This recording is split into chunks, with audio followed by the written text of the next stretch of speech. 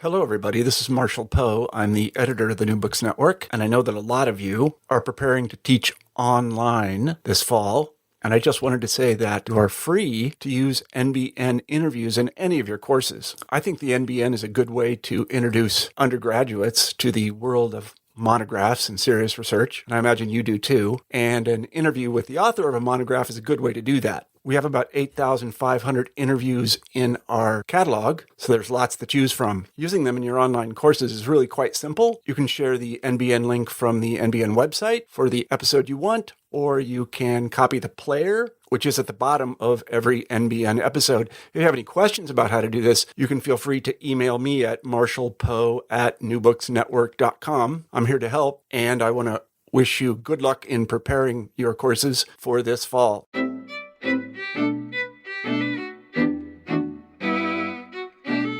Hello and welcome back to New Books in Jewish Studies, part of the New Books Network. Today I'm very excited to have Alexander Gendler as our guest. Alexander is the editor-in-chief of the Center for Jewish Life Studies. He's also the president of Publishers Row, which is an ebook publishing house that I think many of our listeners will be interested in. He's joining us today from Chicago, in what is actually my first quarantine podcast this year, to discuss his new book, Khurbm, 1914 to 1922, Prelude to the Holocaust. It is the first of a three-part series being published by Varda Books. Alexander, thank you so much for coming on the podcast. Robin, thank you for having me on your podcast. And so now, before we get to the book, I know you have a very interesting personal background, and I wonder if you could tell us a little bit about yourself. About myself. Well, I do not know what to begin with. I was born in the Soviet Union. In 1968, I sent a letter to Brezhnev, leader of Communist Party of Soviet Union at the time, protesting Soviet invasion of Czechoslovakia. I was 14 years of age. The result was Major of KGB from Moscow. I was born in Vinnytsia, so I wrote it from Vinnytsia. But once they found out that I was only 14, the only problem they caused were for my mother, and they opened the record on me. Later on, I became more active and created organization in my last year of high school. The result was that I was placed in mental institution. Wow. Treated to insulin shocks therapy. And then once they understood that they could not do anything with me, they offered me a choice of either 7 years east, or you're a Jew, you can leave. And in but I told them no. But then they told me, that they would allow me to go back, see my mother after a year or two. Once they did it, I accepted that offer and left the Soviet Union in 1974, in August of 1974. But I tried to go back to see my mother. I have not seen her for 13 years. When I was allowed to go back to see my mother in December of 1987, that was the time when Gorbachev was coming to the United States. I wrote a piece for New York Times, op-ed piece, telling him, your perestroika and glasnost is all fine and good, but I have not seen my mother for 13 years. I guess that article had an impact, and Catherine, Leslie Gelb's secretary at that time, he was an editor of op-ed page, called me and said, well, guess what? Embassy just called now, and they said you can apply. They're not stopping you from visiting Soviet Union. So I went back. I saw my mother for New Year, which was a great thing for me and her. My father died in 1971. And then, so I did a number of things. I spent there almost 4 months. And then a week before my visa expired, they arrested me again. Not arrested, detained. Brought to internal security station, and announced that by the order of Supreme Soviet of the USSR,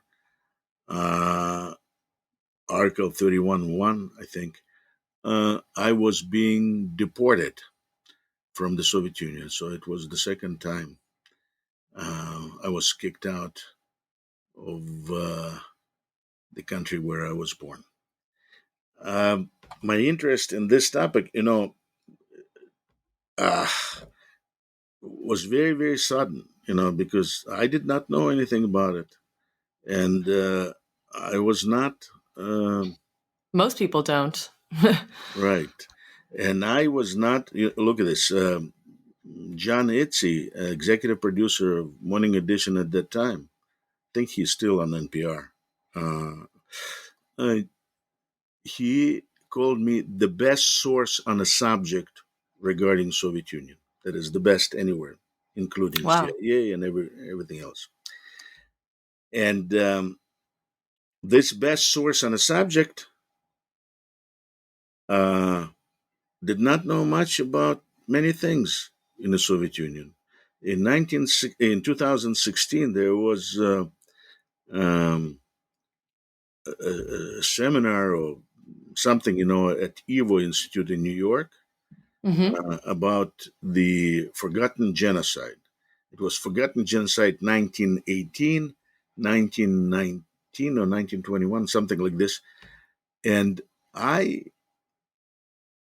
flew there. I had time, and it was of interest to me because I did not know much about it. And so there was a bunch of people, professors and lecturers, who knew this topic, and they, Forgotten Genocide 1918, 1921, or 1919, whatever it is. They were talking about the genocide, the mass murder of Jews following Russian Revolution. Mm-hmm. So I met some people there, Engel and some other people that made some talks there. And for me, it was very interesting. So, but I came back and I thought, well, I already know things. That's good. And that same year, I went to the um, back to Ukraine, to Vinnytsia, to visit the graves of my parents, and spent there a few weeks in Ukraine. And I was nicely impressed with what I found. I mean, the country was free. People were Mm-hmm. free to speak, to talk, to associate, to move around. For me, it was a great gift. I gave my life. So Soviet people, because I considered myself Soviet, being a Jew, I did not consider myself either Ukrainian or Russian. Mm. Soviet, it's like American Right. Rather than an identity. ethnicity. Right. Mm-hmm. So I felt myself to be part of Soviet people. And then Soviet people fell apart with the Soviet Union. So, but in any ways, Ukraine is nation state of Ukrainian people, but it had plenty of space for Jews. At least uh, did not expect there was going to be a Jewish president Mm-hmm. of all places in the world in Ukraine. After all, the Jews are gone. But in any case, so I came back to Chicago, and 2 weeks later, I was shocked. In my hometown of Vinnytsia, there was procession of Ukrainians uh, going through the center of the city to the place where they placed a monument, a bronze monument to Simeon Petlura. Okay. Now, Petlura, for those who know, was the first president of independent Ukraine and leader of independent Ukraine, and his troops have committed incredible atrocities against Jews in that part of the world. Okay. On the one hand, Petlura seems like did many things for Jews. He was before 1918, 1919. Many of his comrades even were accusing him of being Philosemite. He was for Jews. And for our listeners, what timeline? What is that? What was the period at which he was president for our listeners? Well, he was president only for 1 year, maybe just very short period of time. When he declared his leadership, it was, I think, in December of 1918. Okay. And then he was pushed out from there by Bolsheviks, and he moved to Vinnytsia, of all places, and established the first, a temporary at least, capital of Ukraine, of independent Ukraine there in downtown Vinnytsia, where there was old hotel, and that's where his government was. And he confiscated the house of Jewish owner of the steel factory, and made it his own White House place, residence. Got it. Right. I mean, let's not forget that although he was a nationalist, he also was a socialist. Because one of the biggest thing for Ukrainians was to get the land from landlords and from Poles, who were a lot of them were owners of the land, and at the same time, while they're doing it, to rob the Jews.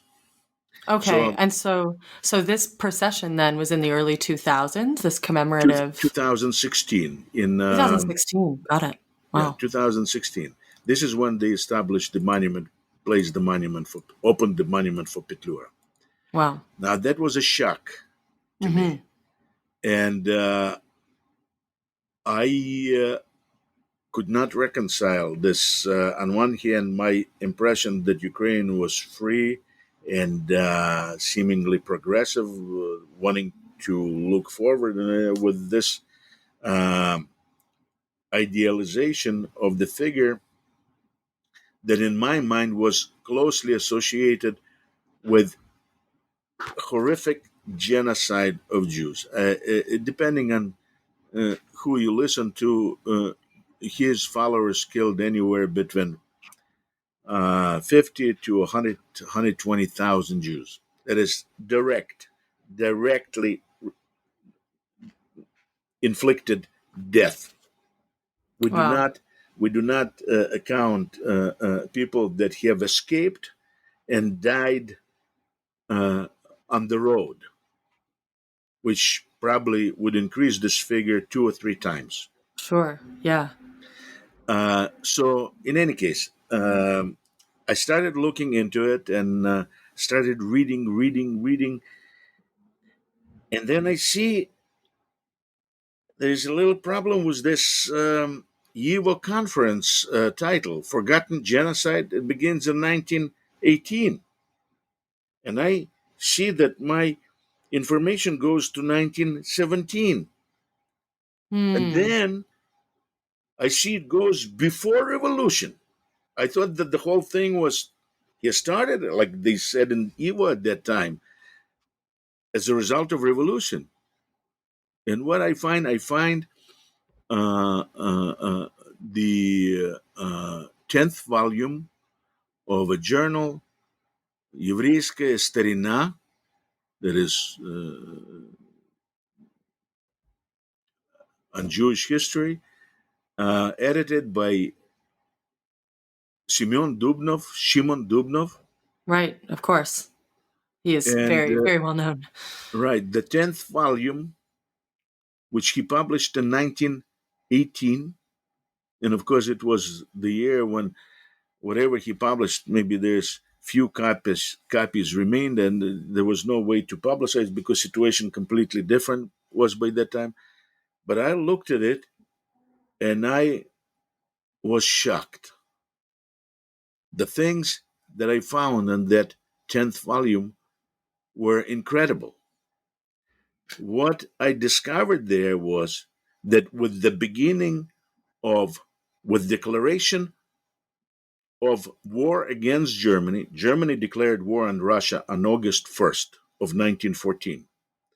And the second part of the day, Tsar Nicholas II responded with declaration of war back on Germany. So with this, what I discovered that with this declaration of war on Germany, Russian state of Nicholas II at the same time declared war on its own Jews. Wow, associating them, basically labeling them as German enemies, or is that what the logic was? That is one accusation. But the Hmm. reason, of course, was not just simply to accuse them of being pro-German, although Right. Jews were That's on not paper. pro-German. This is not the situation like, for example, was with Armenians in Turkey. Hmm. Armenians in Turkey threatened territorial integrity of Ottoman Empire. Right. That is not the case with Russian Jews. More than 350,000 Russian Jews were drafted into Russian army, possibly 500,000. Well, Jews did not have any claims to any territory of Russia to secede. From the beginning, Jews proclaimed their total loyalty to Tsar and Russia across the board.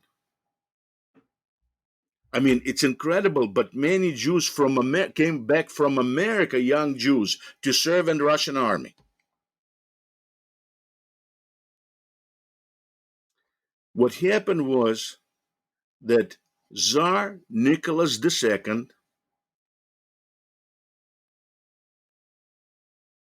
and his army,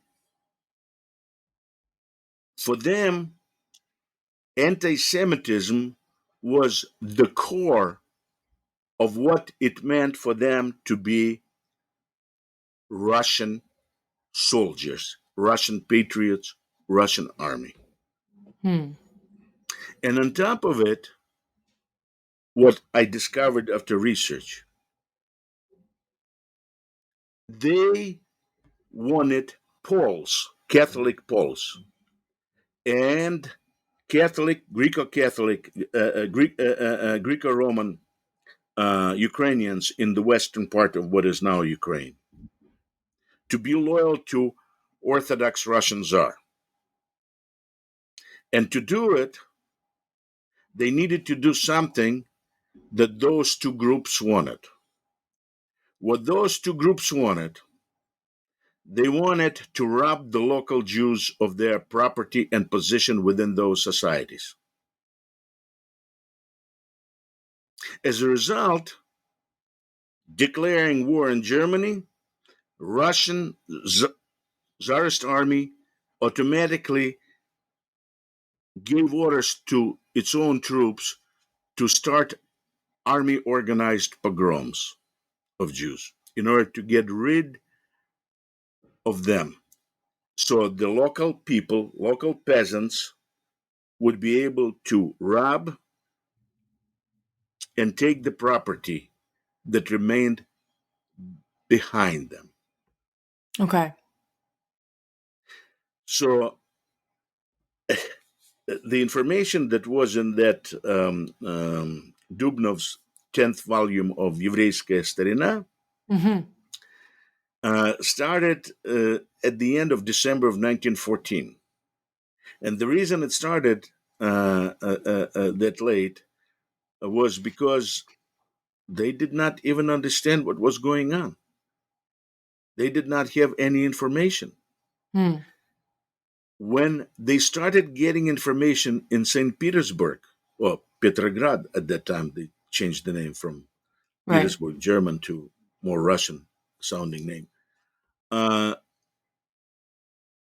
Already several months of war were behind them when they Right. started. And this group in new Russian parliament of Fourth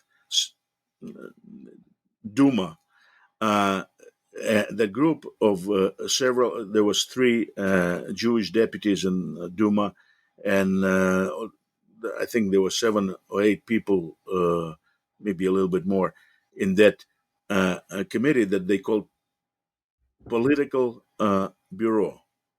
Um, One of the functions of that political bureau, besides making presentations to different parties in Duma on behalf of Jews, was to collect this information. But it started only in December of 1914. So they did not have much of the information that started previous to it.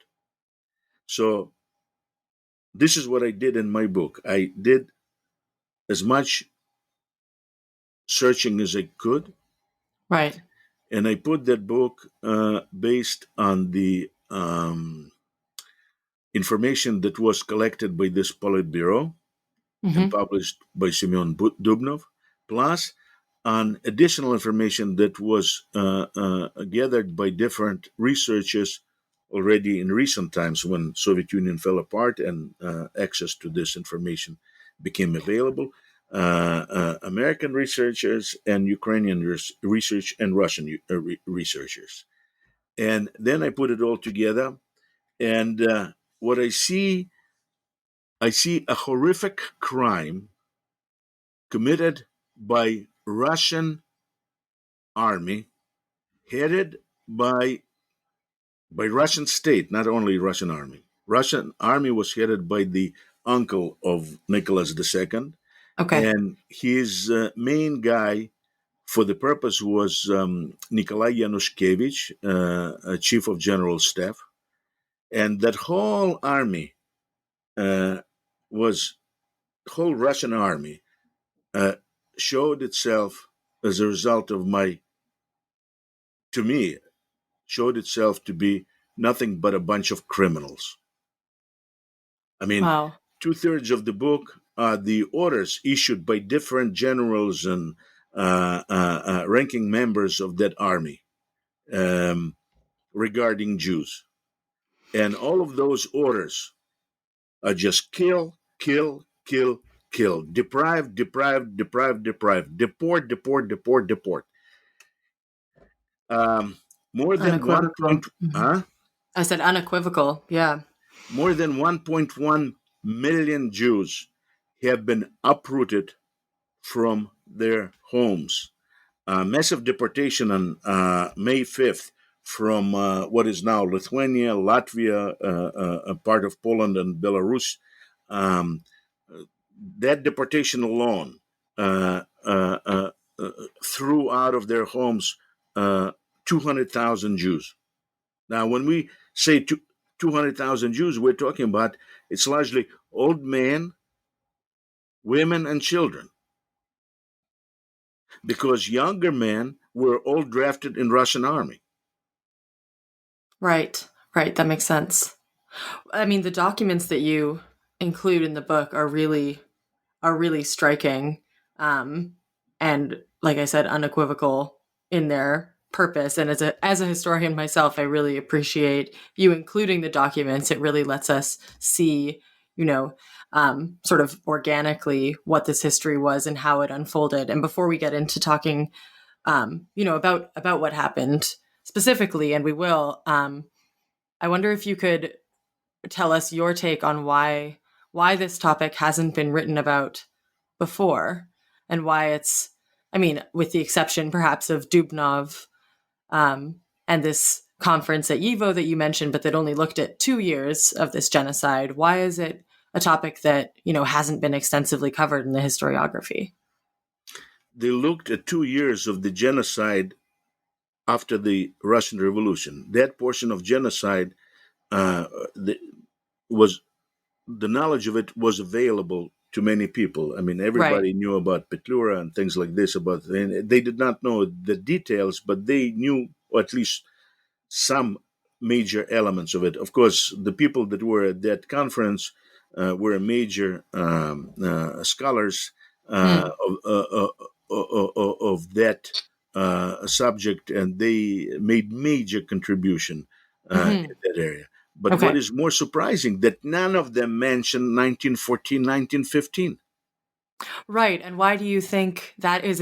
Was it an availability of sources thing that then you were able to tackle that others hadn't before? Or was it just that it was overshadowed by, events that came after it? Um, I'll start with the second one. I spoke recently to one of the um, leading, maybe major scholars in Yiddish culture of Eastern European Jewry, um, and that culture was for that period. And Hmm. what is, of course, in Yiddish, incredible amount of information was available at that time.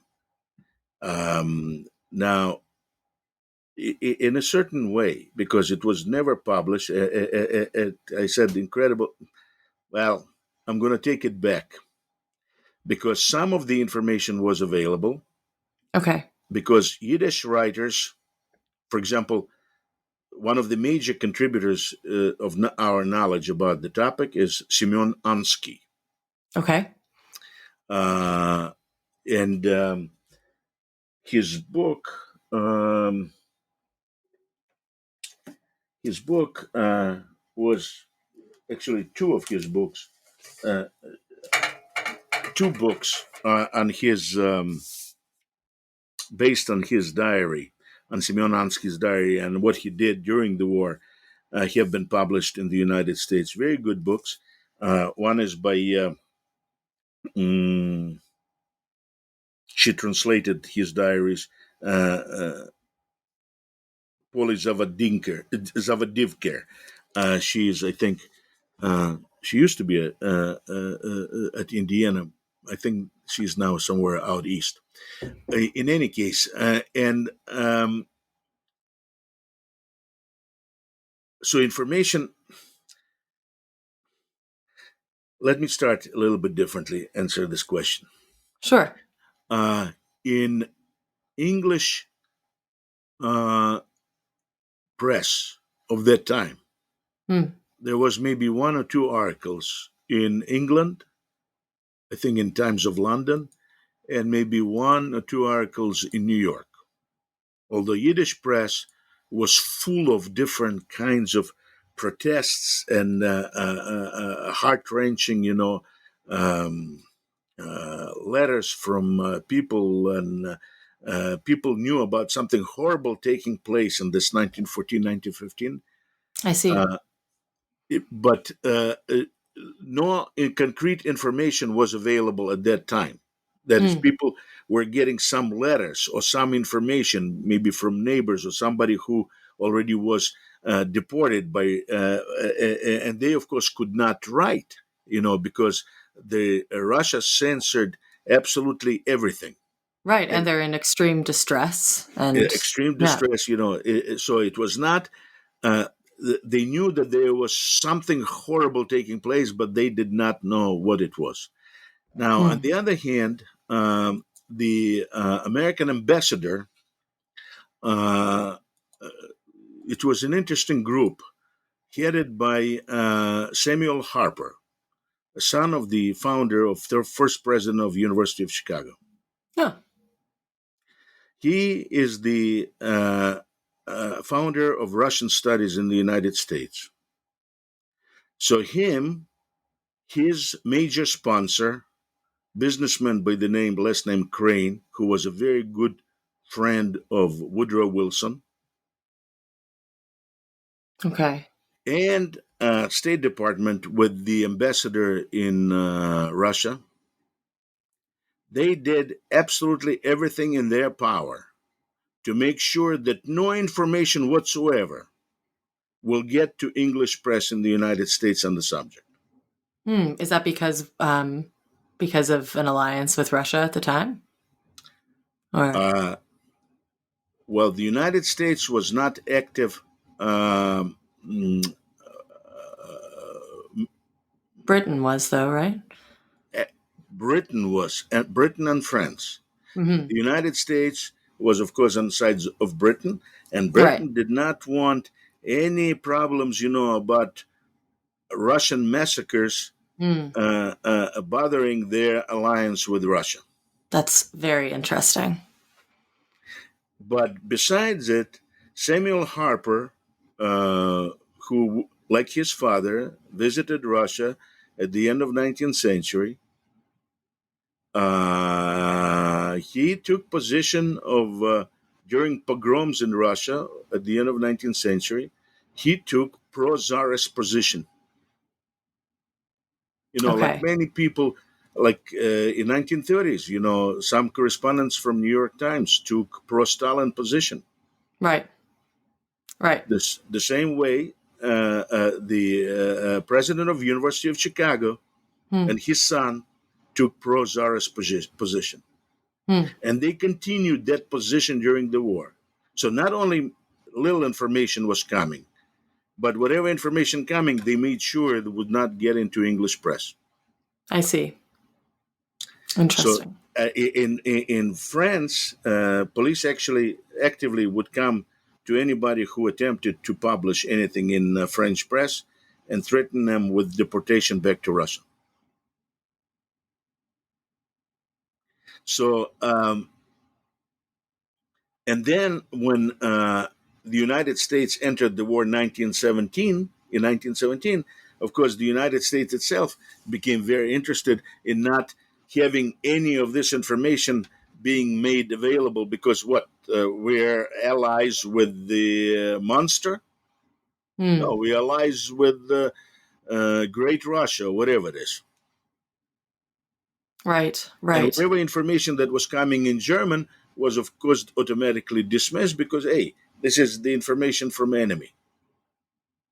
Right. So it's a propaganda history. Now, what is interesting, like, for example, Armenian genocide. I mean, although not everybody recognizes officially Armenian genocide, which is, I believe, is a problem, but everybody knows about Armenian genocide.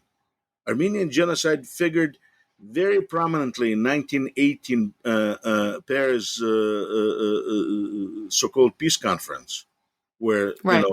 Germany was found guilty. That was one of the main things, that allies were accusing Germany and its ally Ottoman Empire of being perpetrators of. Neither Germany nor Russia was invited to that peace conference. And allies did not have any intention of talking about it. Very Now, interesting. what is interesting about this memory of these events, talking to, I'm not going to name his name, it's not that important, but he's a very, very Right. famous scholar and a person who knows about it. He wrote about apocalypse in Jewish memory and things like this. So he should have known. So it was one of the two questions that I asked him in private conversation was, how come does he think that this was forgotten? And his answer was, well, it's because Holocaust covered it. Yeah. I mean, that's sort of the general narrative, I think, that is in Jewish historiography about why past violence isn't researched as much. So I suppose I'm not surprised that was the answer that you were given. Well, if it would be a general person or person who is not an expert in memory, in Jewish memory, I would have accepted it. But it was not a general person. It was the expert in Jewish memory. Well, this sort of is a good segue into another one of my questions, which is, that your subheading for the book is Prelude to the Holocaust. And so would you argue that this was one event sort of, in a narrative arc that leads to the Holocaust then? Like, did it contribute to the escalation of violence, to the ability of people in, the Pale of Settlement to carry out extensive and terrible genocide decades later. So in that sense, are you somewhat agreeing with him that maybe the Holocaust did not cover it up, but overshadow the memory? Okay, Robin, I'm gonna get to your question, but before I'm gonna Okay, get to it, keep going. I'm gonna just comment on this comment that you generally agree with him, because what I told him was Oh, this. I'm not saying I generally agree with him. I'm saying I'm not surprised he said that. But Okay, my so opinion's out. right, because I thought so too initially. It was mm, one of the thoughts that comes to mind, because a big event overshadows little event, because you're talking about 6 million dead and a horrific 2/3 of European Jewry murdered. Right. What that has to do with this? And then you find things like on the fourth page of my book, I prominently, for this reason, display the citation of the chief rabbi of Vienna, who died in 1927. Mm-hmm. I And it have it was, open. huh? I have it open. Right. And it was from preface to 1926 edition of Abel Pons' book, from which I took the images that Abel Pons created. So in our translation, it was in German, but in our translation in English, it sounds like this: Humanity has a short memory. Who today, that is in 1926, still speaks of the atrocities committed by the Russian Tsar?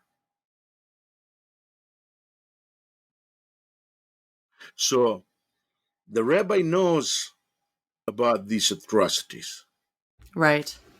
but already in 1926, nobody speaks about them. Fascinating. Fascinating. Now, um,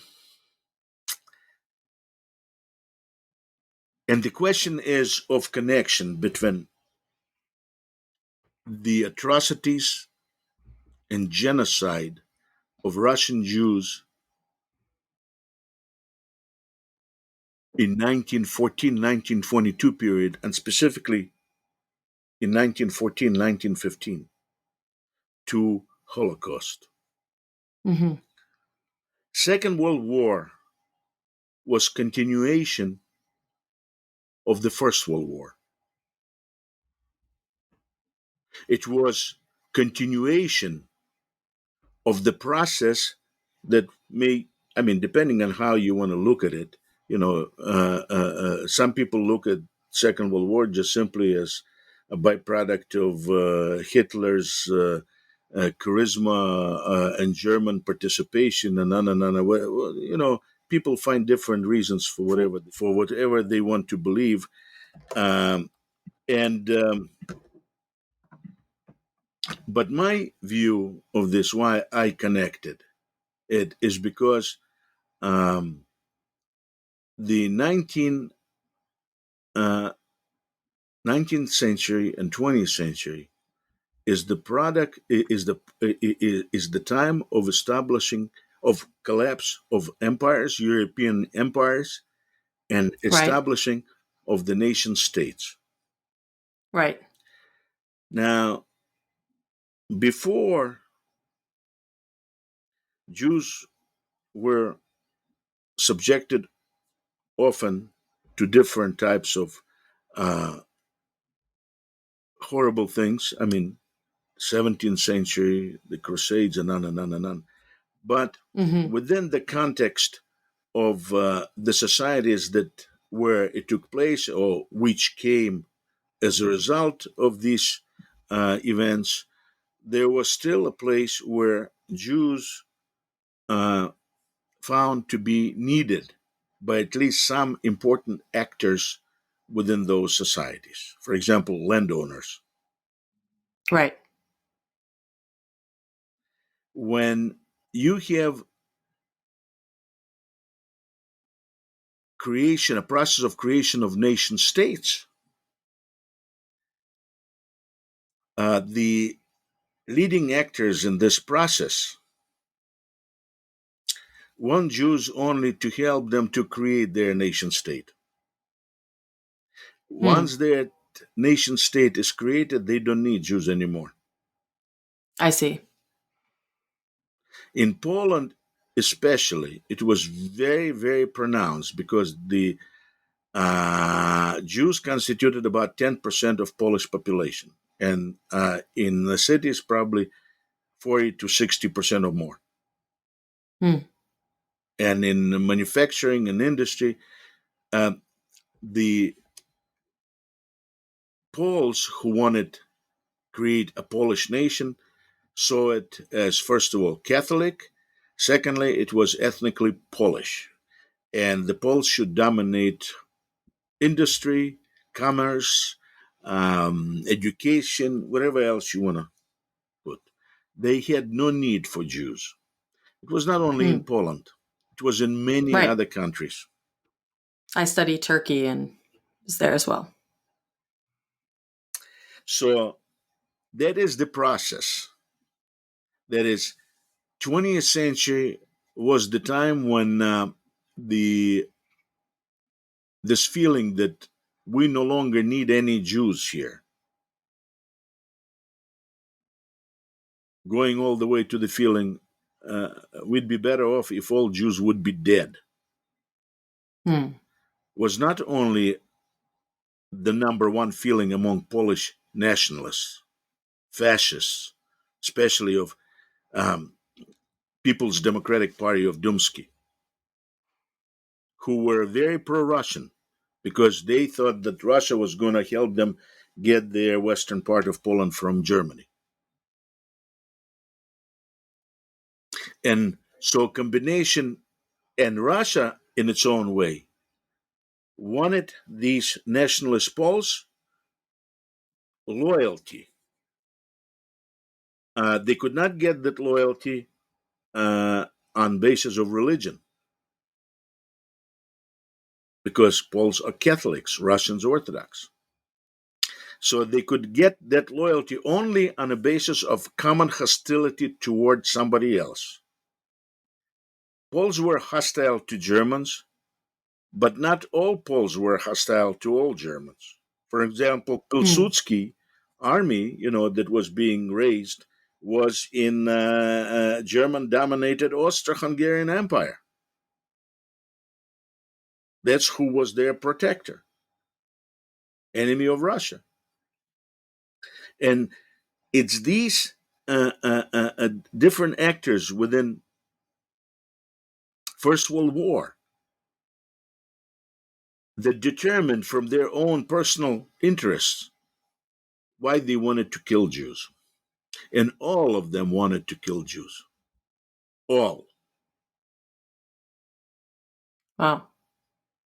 Poles, Ukrainians, Lithuanians, Latvians, Russians, and once again, not all Lithuanians all the time, and not even all Poles at the time. For example, Pilsudski that I mentioned, he needed Jews in order to create independent Poland, and so did Latvians in Latvia, and Lithuanians, and so Petlura in 1918 Ukraine.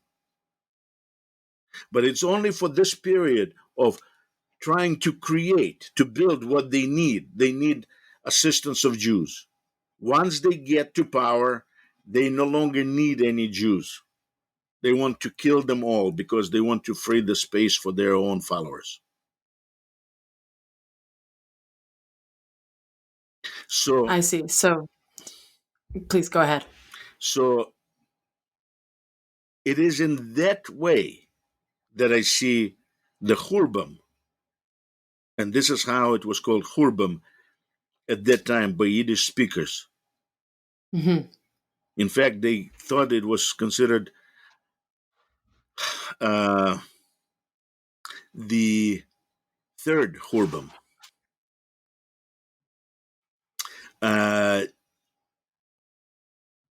That is after the first and second temple destruction. And Dubnov considered it the most horrible destruction of Jews in all 2 millennia of them being in exile.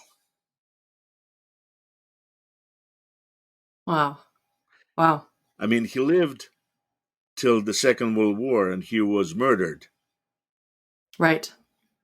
at that time. But in 1918, he considered it to be the worst that there could possibly be. In any case, but for me, the issue of memory that you touched on is very interesting. I mean, today, if you ask anybody, I'm talking about people that know these things, what is the first genocide in Europe? Probably they will answer Armenian genocide. Um, Armenian genocide, if I remember correctly, Armenians start on April 24th or 26th of 1915. That is 8 months after the mass murders of Jews by Russian forces. Wow. So this was, in your argument, the first European genocide? Chronologically, of course, it was the first. Mm-hmm. In terms of the number of dead, there could be arguments because Armenian genocide. There lived, I think, I'm not a specialist in that area. I think there lived about 1.2 million or 1.5 million Armenians, and the number I accept of dead probably 600 or 700,000. This number is now raised to 1.5 million because they take into consideration all those that were able to escape to Armenia, to other places. I do not know. I'm not a specialist, but whatever it is. In here, we're talking about during the army pogroms, starting with the First World War and continuing all the way through 1915, 1916. We're talking about immediately tens of thousands of murdered people. Wow. There was, and the deportations, for example, a massive deportation from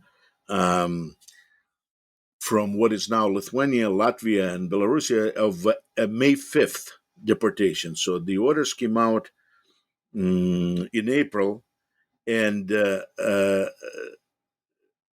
on May 5th, 200,000 Jews have been deported, some in cattle cars, most of them on foot. Altogether, 1.1 million Jews have been uprooted, and judging on a basis from the number of dead normally during such deportations, during the wartime deportations, we're talking about minimum 300,000 dead. Minimum. Wow, those are remarkable numbers. Really, really remarkable numbers for a history that is very unknown. Well, I'm going by the same approach that is taken to Armenian pogrom. That is, the 700,000 dead in Armenian pogroms was not the people that were dead, but people who died during these deportations and during these transfers and during these massacres that took place there. So I'm always so interested in how researchers go about finding the information that they ultimately find. How did you go about uncovering, documentation for this? How did you, beyond, you mentioned the sort of letters that were sent in, at the time, contemporaneously, and of course there's Dubnov's book, but you do so much more than that. How did you go about finding all of this documentation? Once you get the idea of what you are looking for, and once you understand what you see, to find information is not that difficult. I did not have to go to any special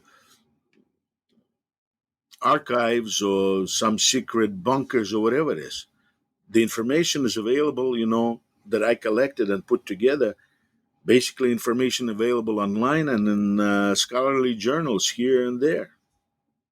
Oh, it's just putting the pieces together. Putting the pieces together. I mean, when I asked that historian of Yiddish culture about why he never uses the word genocide. I mean, he writes about this. He writes, he cites, he gives the information about the horrific events that took place, but he never puts it all in one. That is, he does not. I do not know. Maybe it's just a process or approach that you take when you come to a particular subject, or I have to say that to determine that it was a planned genocide, I of course needed to become familiar with the with the army orders that were issued, Right. and that was what helped me, because the orders have been put together and have been published in 1926 in Berlin, and they were collected by the name Joseph Gessen. Now, not I've taken all information that were provided in his book, plus I got information from other scholars wherever I could find. As I said, American, Russian, Ukrainian scholars. Ukrainian scholars were helpful in helping to bring the orders and the activity of Russian army all the way to the first week of the war, because that information was not available to that Politburo group that I mentioned before. They started only in December, and but it was in archives. It was in Ukrainian and Kiev archives of local, at that time, Russian police in Ukraine, and a bunch of other places, like anybody else. I just tried to find it. I'm sure that there's many more documents available. Just Yeah. But one interesting one interesting document, I think, for me, was very interesting, was the response to a request regarding dismissal of all Jews from engineering building teams of Russian army in 1916, and non-admission of them to any future work in those teams.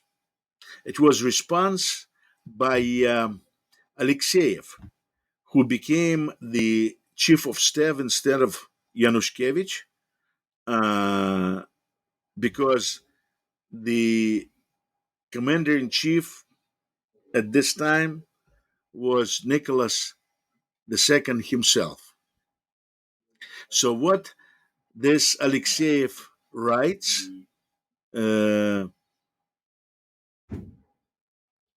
basically he says, we do not want any work done if you cannot do it without Jews. And then what he says, but more important to me, that is, we're talking about Jews in the Russian army. Right. But what more important in this little insignificant letter that I'm talking about is that he says, following the demand of the higher ups in the military, I request the issuance of order concerning immediate dismissal of all Jews without exception.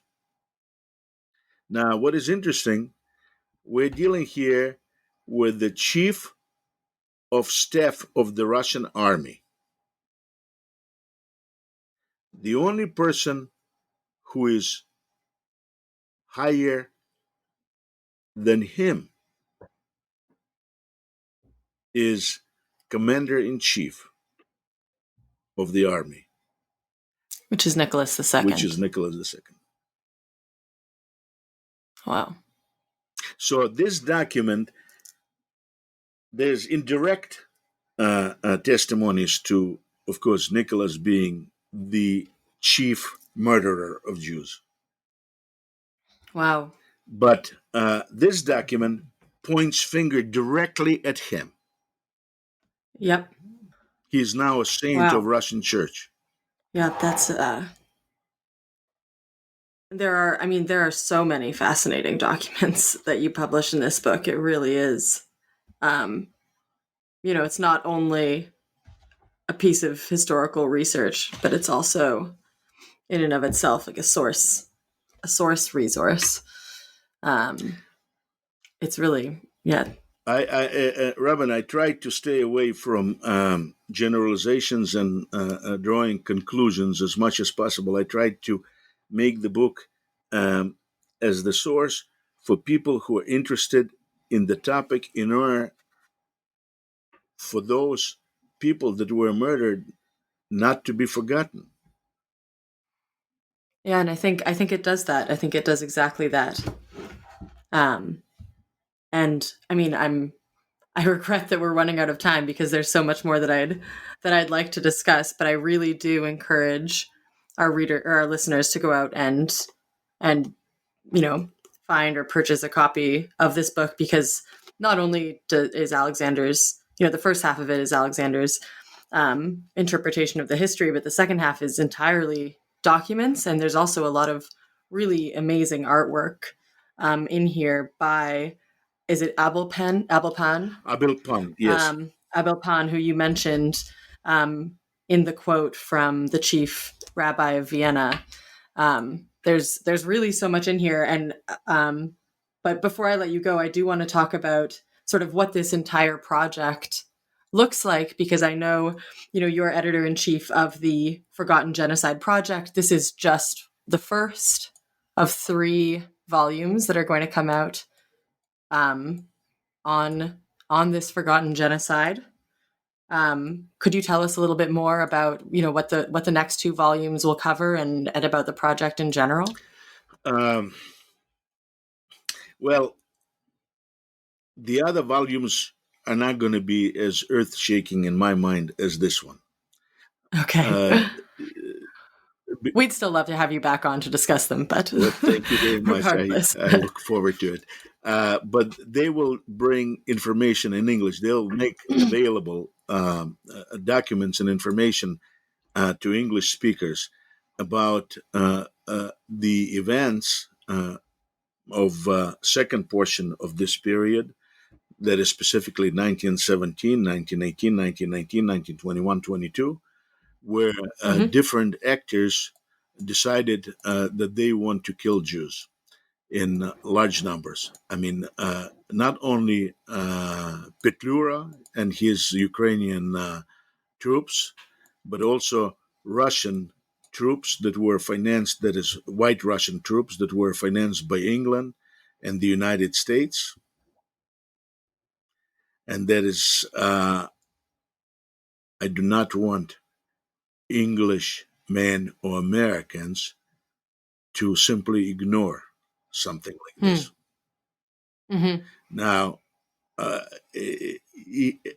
and I do not want to stick it in anybody's face because people that did it long ago are gone. But things are taking, when I started this project several years ago, uh, on a website for this project, I wrote that one of the reasons that I do this project is in order for things like this not to happen in America. So, sometime in the future, some people would not look at things that happened to American Jews at what happened to Russian, like the way we look at what happened to Russian Jews now. At that time, I did not know, could not foresee that it was just within very short period, within short distance, where from massacre at Pittsburgh and at California and in New Jersey Yeah. and on and on. Nothing like this ever happened before in the United States. Not to Jews. Mm-hmm. It's happening now. The United States is not that different from Russia. Yeah, the United States is a democracy, but it's multicultural, multinational, multi-religious society. Mm. Any society that has part of its name union, united, federated, shows its own Achilles heel. Because by insisting that it is united, it shows that it can be disunited. Mm. The United States is not an exception. Mm-hmm. Well, I hope that what you've written about and researched helps to prevent any sort of historical repetition. And when we talk about it, like when I look at Russia today, now Putin can be looked at as good or bad, whatever. I personally believe that I do not see with when I was when I raised demand on the Soviet Union in 1970. That is when I was in school, and my demand was abolition of one-party dictatorship and institution of Soviets, that is a representative government in the Soviet Union. I was 16 at that time. And I, as a Jew and as an individual, do not see myself comfortably living in any dictatorship. I thought at that time that Russia had the potential of being free. Now, Mm. what is interesting in Ukraine, I did find that feeling of freedom today. But Mm-hmm. Ukraine is different in its makeup than Russia. The same, what I would say, Amalek complex that created Khmelnytsky's butchery of Jews in 1648. Mm-hmm. That same Amalek concept uh, uh, was indication at that time and this time of freedom, natural inclination toward freedom that is um, integral part of the Ukrainian nation. Why? In what way? Unlike in Poland, which is largely, almost totally Catholic, Ukraine is divided by languages, by history, by religious affiliation. So, this multiplicity of different identities allows or forces Ukraine toward freedom. Russia, at least for now, who knows what is going to happen in the future. Hmm. Russia is different in that respect. Russia was empire, multicultural, but the insistence on a single religion, Russian Orthodoxy, plays a very important role in psychology of that nation. And when you have country not of rights, not of law, but country of ideals, that is a very, very dangerous thing. It could be a very good thing sometimes for a short period of time, but on the whole, for me as a Jew, is a dangerous thing. For me, Hmm. country of rights, that is like the United States, is the best thing. Well, at least for the last 50 years. I do not know, because when you look back to the United States, there's some parts of this country's history that are not very welcoming to Jews. But in the last 50 years, when the United States after 1960s changes that it took place in the United States, plus the United States confronted Soviet Union, where it needed a club of Jewish immigration to fight Soviet Union, whatever interest. I prefer, of course, the multicultural societies. Jews always, throughout our history, preferred multicultural society. But this precisely multicultural uh, uh, uh, uh, uh, nature of society is also a source of great danger to our people. And this is what happened 100 years ago, and this can happen again anywhere. That's why I said that the United States is no different in that respect than Russia. Well, Alexander, I look forward to continuing our discussion, hopefully in the next year or two. Right. And I really thank you for joining us today. This has been really fascinating and enlightening. And once again, Alexander's book is called Khurbm, 1914 to 1922. Thank you so much for joining us. Robin, thank you for having me, and have a great day. Stay away from this thing that is going You around. too. Stay healthy. What a time we live in Right. right now. I know. In any case, Yes. Look, enjoy your. I hope you get out of the basement recording studio right. at least. Thank you very much for having me, and I look All forward right. to doing more of it. Have a great day. Absolutely. Thank Okay. you, Alexander. Bye.